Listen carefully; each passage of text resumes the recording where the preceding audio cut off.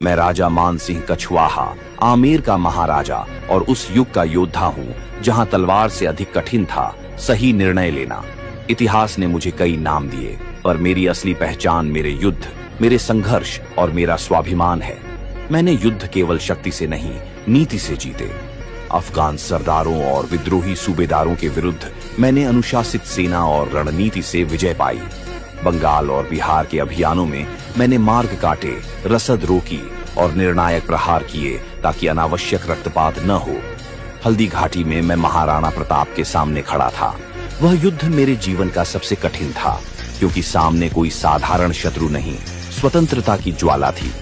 उस रण में परिस्थितियां मेरे पक्ष में थीं, पर सम्मान दोनों का था। लोग मेरे युद्ध देखते हैं, पर मेरे निर्माण नहीं। मैंने कला, स्थापत्य और विद्वानों को संरक्षण दिया। मंदिरों, सार्वजनिक स्थलों और सांस्कृतिक केंद्रों का निर्माण इसलिए कराया ताकि आने वाली पीढ़ियां केवल युद्ध नहीं, अपनी सभ्यता को भी जाने।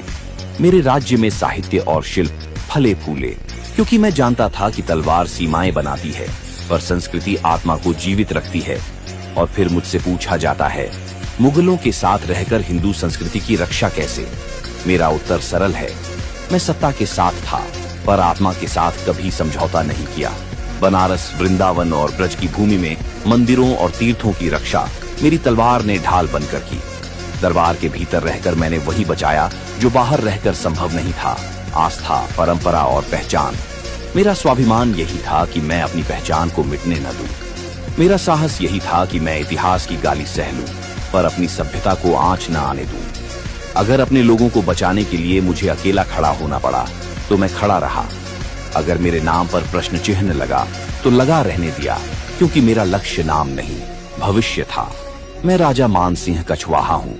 मेरे निर्णय आसान नहीं थे, पर आवश्यक थे।